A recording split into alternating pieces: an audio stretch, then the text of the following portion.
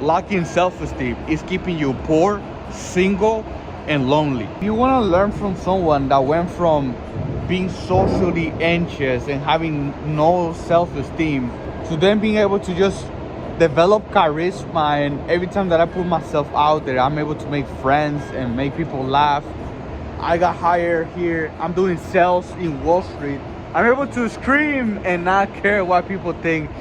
Watch this till the end, because I'm gonna tell you what this thing is with examples and how to implement this so that you can start to see results in your social life. My first point is, don't listen to your mind. So I had the example of this guy. I was about to say his name, of this guy. He's 32 years old, right?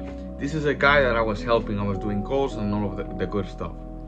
He's 32 years old and he's not satisfied with the job that he has.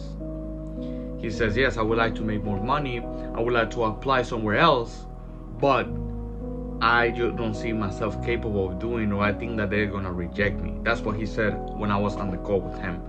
And for me, as soon as he said that, I was surprised, because I was like, no way, why is he thinking that? Because previously, he sent me an email, like he texted me, he was like, thank you so much, I just feel like I am improving when it comes to confidence, this and that.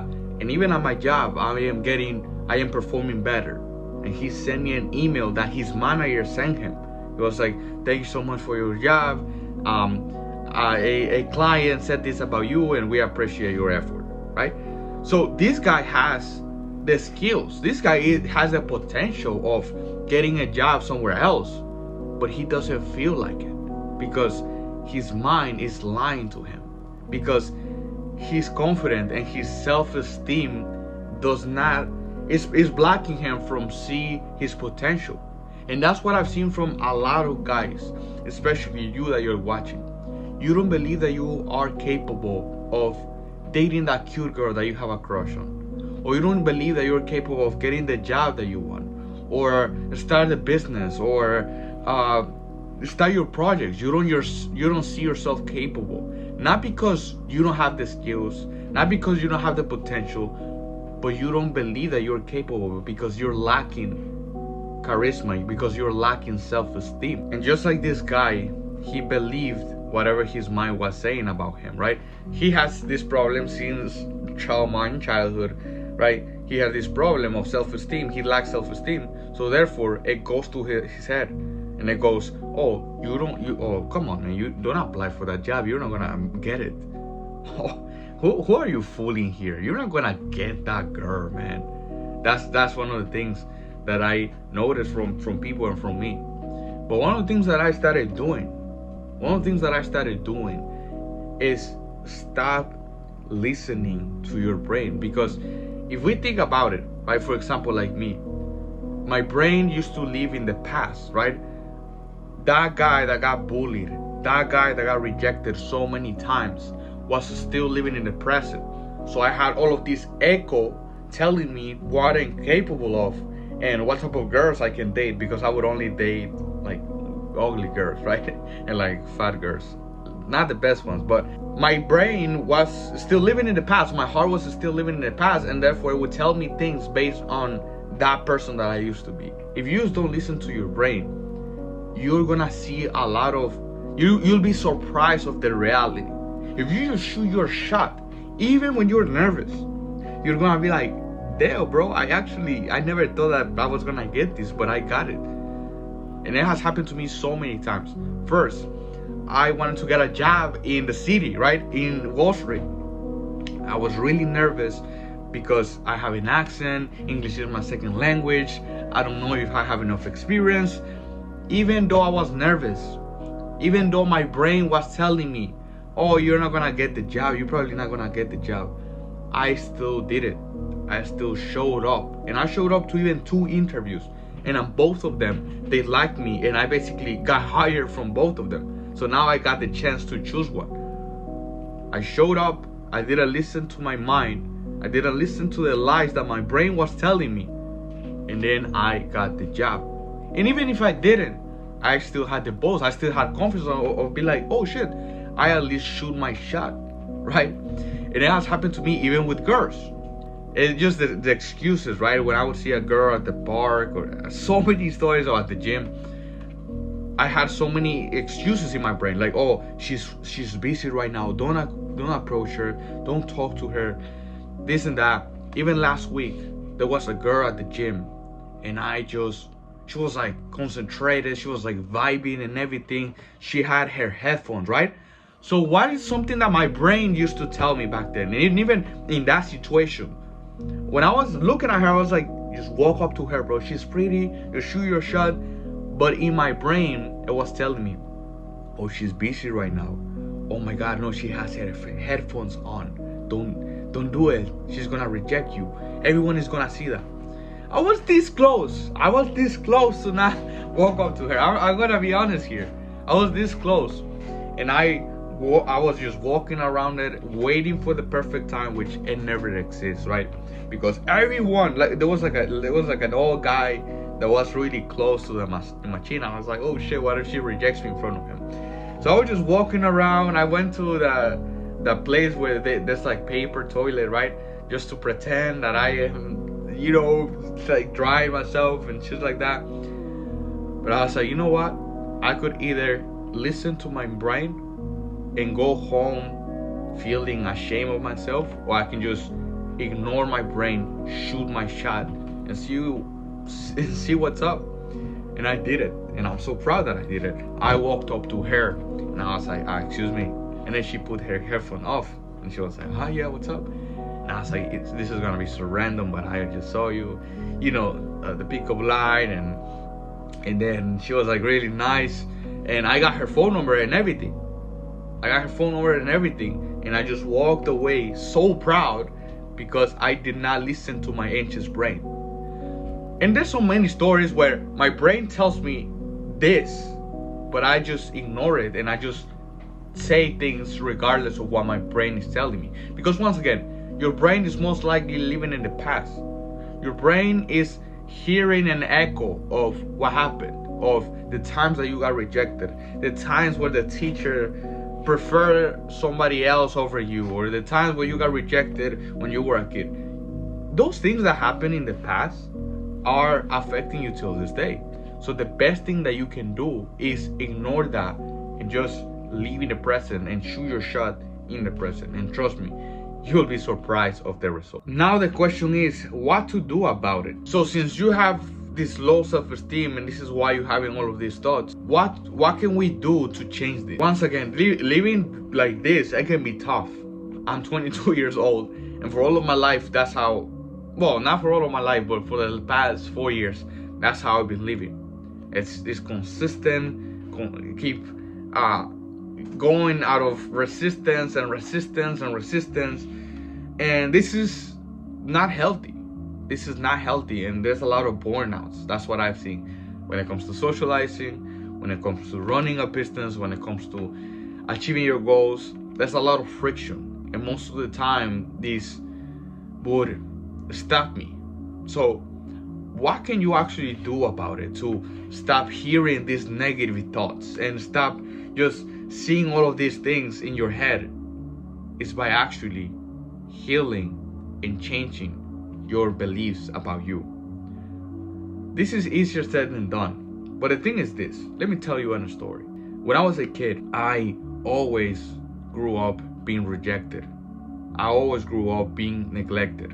I was always the guy in the corner that no one would turn to, that no one would ask for a favor. And I remember that when I was like 4 years old, every time that I would go to a school, there was like 6 guys waiting for me. And they would call me names, they would bully me, they would just kick me.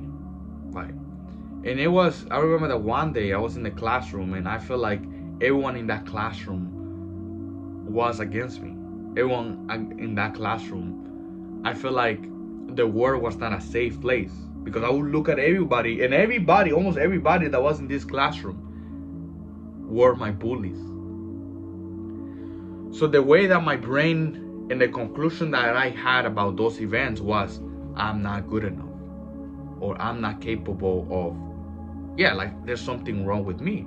Therefore, if I try to run a business, I'm gonna fail because there's something wrong with me. There's something wrong with me. Therefore, if I try to shoot my shot with a pretty girl, she's gonna reject me. Not because of who I am, but because of the conclusion that my brain created about those experiences. Everyone rejects me, therefore there's something wrong with me. And since there's something wrong with me, of course I'm not capable of achieving X, Y, and Z. Of course I'm not capable of getting a better job. Of course I'm not capable of dating the girl of my dream. It's all about the conclusion that I form about those events. And I remember that one time, even one of my therapists, he said, when you were a kid, did you feel like you had to do things for everybody? And did you feel like you had to be nice just to be liked? And it hit me, and I was like, no, to be honest, I was just ignored. Like, no one would even come up to me to be like, hey, I need your help, or could you do this for me? I was just the guy in the corner that no one would like to talk to. And that, for my brain, it creates an identity, it creates a personality, because for years that's how I lived. So it is the same thing with you. Till this day, you still hear an echo. Every time that you try to shoot your shot, just like I said previously, every time that you try to apply for a job, it's your echo preventing you from taking action. It's your echo preventing you from achieving the things that you want to achieve. So the best thing that you can do here is change the conclusions. And I'm gonna give you a homework, and now you're gonna be like, oh my God, like it's just too much. But don't you want to be free from social anxiety? Don't you want to apply and have the things that you want? So if you want to do this, because this is what has helped me a lot, especially back then, is take a notebook and write down the experiences. What experiences you had as a kid? How was your childhood?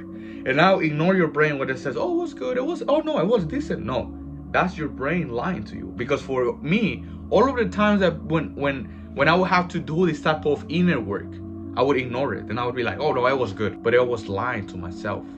It was my brain preventing me seeing the truth. So take a notebook and write down, how was my experiences as a kid? How was I treated as a kid? What were the experiences what were the experiences? I got bullied, my dad was this, my dad this. All of the painful experiences, write them down. After that, write down, what were the conclusions that I created about those events? I got bullied, therefore, I'm boring. No one wants to spend time with me. No one wants to be my friend. I got rejected, I am ugly. No girl wants to spend time with me. Girls equals I'm gonna get rejected. Pretty girls equals, or attractive girls equals danger. I'm just revealing the things that I went through and my thoughts, my beliefs. This is what I found from this. And then the third thing is change the narrative, change the story of those things, change the conclusion. And based on neuroscience, and this is something that I learned from this psychiatrist, his name is Healthy Gamer. Based on this is how you change your personality. You change the conclusions that you had about those experiences. That's how we change your personality. So if you change, for example, like me, the world is here to get me, or I am boring. It's like, okay, why am I believing this? Oh, because I got rejected, because everyone rejected me when I was a kid. And I can think of, okay, but people were, especially when I was fat, for example, I was really fat back then. So, okay, were people rejecting me as a persona, or were people rejecting the fat that I had back then? What if I was 20 pounds lighter? Would people still reject me and make fun of me? Probably not, right? So in this case, if I was skinnier, I would have a different experience. Think about that. That's so crazy, right? That is so crazy. If you were in a different school, right now your personality and your life would be completely different, because the experiences that you would have gotten as a kid would be completely different. It's same thing with an accident. If you can be one traffic light away from changing your entire life and preventing you from an accident. Same thing here. And something that I learned is you're not social anxiety. You're not awkward. You're not a loser. A part of you believes that you are a loser. A part of you have social anxiety. A part of you still lives in the past. It's like the psyche, I don't know how to say it, but the mind has a lot of parts inside of you. The part that is creative, the part that is confident, and then the part that is hurt, the part that is anxious, the part that is a loser. It doesn't mean that you are, it just means that those parts lives in you. So you gotta find those parts with this exercise that I'm giving you to find out what those parts are and change those meanings, change those beliefs. And I know that this is not sexy, and I know that this is not the same 5 hacks to be confident. This is tough, but this is where you can have permanent changes if you really want to change things in your life.